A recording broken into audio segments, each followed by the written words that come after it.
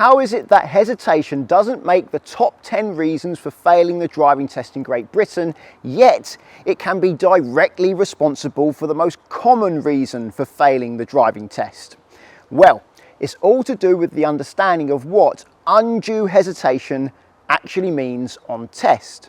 The most common reason for failing the driving test in Great Britain is actually observations at junctions. I did a video on the top 10 reasons for failing the driving test. I'll leave a link to it up there. But in trying to avoid being hesitant, the learner driver on test may feel pressured to go when they're not ready, leading to poor observations at junctions. So what is marked on the test report form may be what the examiner has seen, but it doesn't necessarily represent the underlying issue.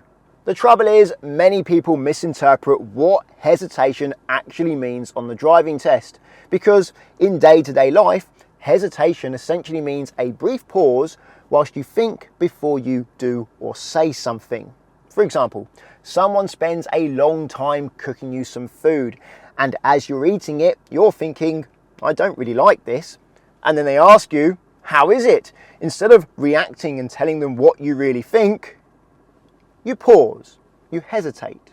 You think about something positive to say, and then you say it. So you could say hesitation is essentially a little bit of thinking time, something you need when you're driving.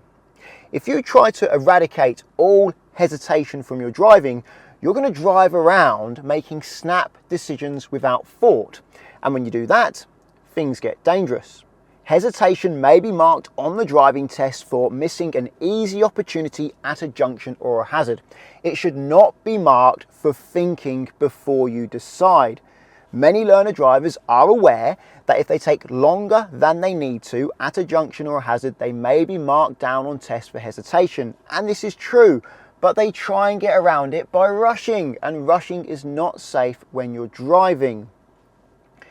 If you are struggling with decisions and hesitation, it's better to listen to yourself and allow your decision-making skills to develop whilst you practice, instead of trying to guess when your instructor wants you to go, because this is only going to make driving more confusing. You're going to be juggling with your own decision based on what you think your instructor wants you to do, which means you're going to second guess yourself and driving's going to become less safe. And if you take that tactic on test and try and guess when your examiner wants you to go, it's unlikely you're going to pass. You need to listen to your own judgment. And if you're feeling hesitant, there's probably a good reason behind that. I recommend you listen to it and only go when you think it's safe. In my opinion, they shouldn't use the word hesitation on the driving test report form.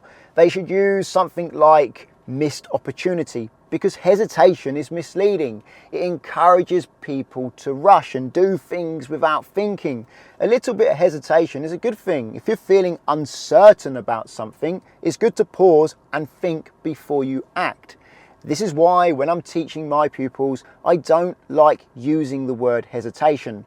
If my pupil is not going at a junction repeatedly when it is safe to go, instead of saying they're hesitant, what I'll do is I'll help them practice their decision-making skills by getting them to practice the types of junctions they're struggling with and helping them recognize where the opportunities are.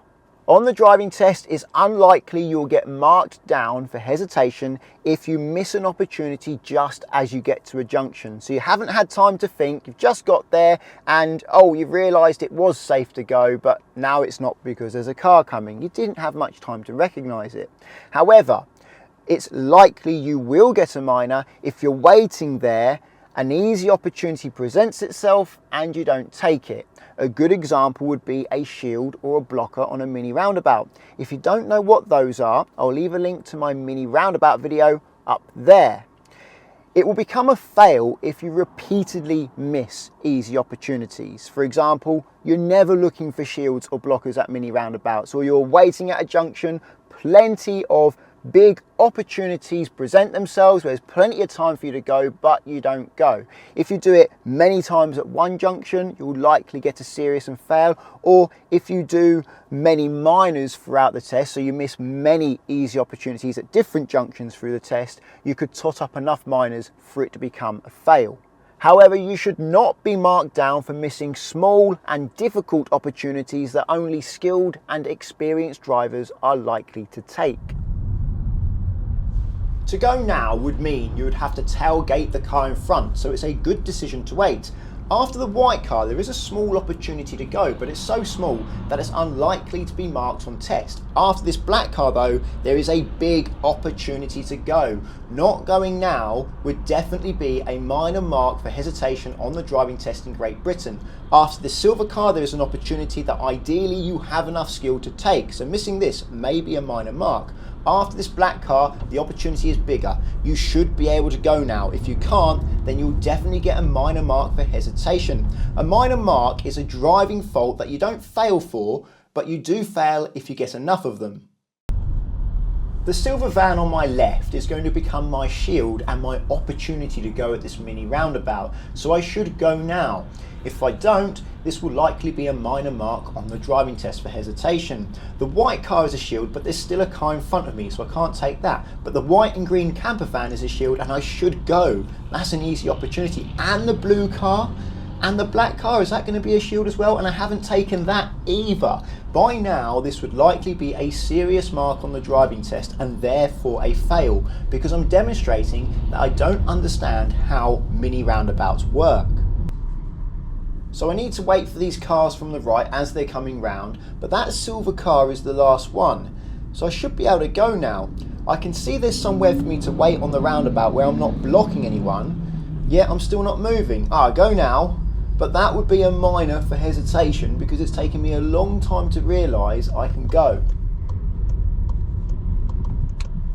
So I have a shield and no one in the lane I need to wait for.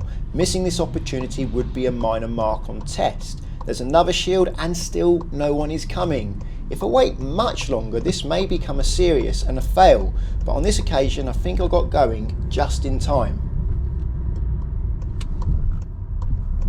So I'm stopping to wait at this mini roundabout, yet no one is coming. If this was the first time I'd done this, it would likely only be a minor mark for hesitation, but if I'd been doing this throughout the test, then it would become a serious mark and therefore a fail. So I need to wait at this roundabout as cars are coming round. The silver car is signalling to come round, so is the white van. The black learner car is signalling to come round. The red car's not signalling, but it's obvious they're coming round. The white car's leaving, so is the blue car. And the silver car looks like they're leaving. This is a good opportunity to go. The blue car's even signalling to leave. If I continue to miss these opportunities, I will fail my test. You can't wait for a car to signal to leave the roundabout to go. If it looks like they're leaving, then you should go even if they're not signalling, because many drivers don't signal to leave roundabouts, but most of them do signal to go right at roundabouts. Even this Porsche driver is signalling to go right at the roundabout, although they didn't signal to leave. Having said that, on this roundabout I am relying on the car's signal to know whether or not I can go, because the middle lane can either come round the roundabout or leave, and their position and speed looks exactly the same whichever one they're doing until it's too late. The lane furthest from the roundabout, that's easy, they're definitely leaving, and the lane closest to the roundabout, that's also easy because they're definitely coming round, like this red car. But this Audi isn't signalling to leave, and I'm not sure they're leaving until it's too late because they're too close, so it's dangerous for me to pull out in front of them. This blue car is signalling to leave, so I should go now. That's my opportunity, and if I didn't go then, well, that would be a minor for hesitation on the test. At this roundabout, almost no one signals to leave, but it's not such a problem because it's easy to tell where cars are going based on their position and which way their wheels are pointing. You can see no one is signalling to leave, but the black car is signalling to come round. That's normal. What's confusing about this roundabout is people use this lane to take this exit when they'll normally be using this lane here. That does cause some confusion, but that's how this roundabout is. At this roundabout though, it's very hard to see because of this queue of traffic, so I'm slowing right down to give myself a chance to see if it's safe before I cross the line. Now I can see no one's coming, I'm getting going. I took my time there, but I wasn't being hesitant, I was being careful. Decisions are mostly about timing. Decide too early and the situation may change by the time you get there. Decide too late, well, you may not have time to stop safely if you need to. If you found the video helpful, please give it a thumbs up. And if you're looking for car insurance, check out the links to Collingwood and Confused in the description. If you're learning to drive and want to insure yourself on somebody else's car, then Collingwood are there for you, because you can do so without affecting the owner's policy. And that takes away a big stress from the owner of that car that you're using to practice your driving. Via the link at the moment, there's up to 35% off and a £20 Amazon gift card. If you want to insure your own car, I recommend checking out the link to confused.com, because you fill out one quote form and get loads of quotes back from many insurers to compare who's cheapest. And you can change your car on that quote as many times as you like to compare how much it costs to insure different cars. So it's a quick and easy way to compare how much it costs to insure cars without having to do the whole quote again. You can just change the car on that existing quote. Using the links doesn't cost you anything, but it does support the channel, so thank you very much. Subscribe to get my future videos, and until the next one, cheerio.